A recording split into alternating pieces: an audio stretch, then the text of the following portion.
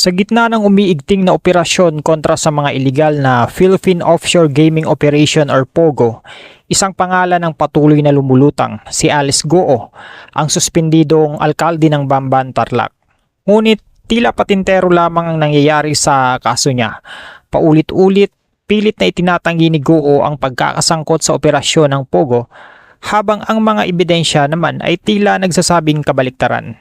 Una, ayon sa PAO-CC, handa lamang na nilang gawing state witness si Goo kung ito ay tuturo ng mas malaking isda sa sindikatong POGO. Pinapaliwanag pa nila na hindi siya pasok sa kwalifikasyon dahil hindi naman daw siya ang pinakamaliit ang kasalanan sa operasyon. Ngunit sa kabilang banda, sinabi rin nila na batay sa mga ebidensya, malakas ang kanilang duda sa kawalan ng kasalanan ni Goo. Nakakalito, hindi ba? Sa kampo naman ni Goo, mariin ang depensa ng kanyang abogado. Pinaninindigan nilang wala siyang kinalaman sa POGO at simpleng naging dating may-ari lamang ng lupang pinagtayuan ng gusali na inupahan ng kumpanyang POGO.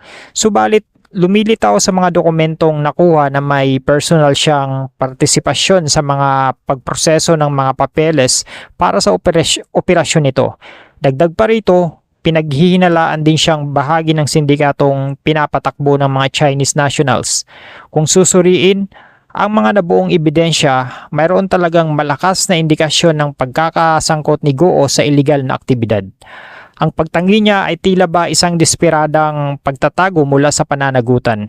Lalo pang pinaghina ang depensa niya ng pagkakapareho ng kanyang fingerprint sa isang Chinese passport holder na nagngangalang Go Waping.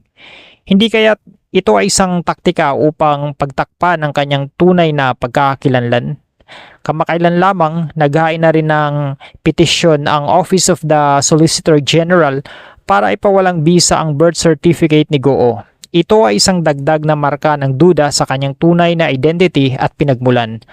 Ang sitwasyon ni Alice Goo ay naglalantad ng mas malalim na problema sa pagsugpo ng mga iligal na POGO.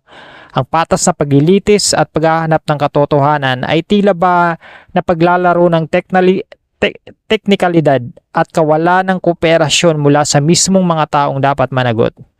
Nararapat lamang na lumabas na ang katotohanan. Dapat managot si Goo at ang lahat ng sangkot sa iligal na operasyon ng POGO. Ang patenterong ito ay kailangang wakasan. Ang taong bayan ay naghihintay ng hustisya.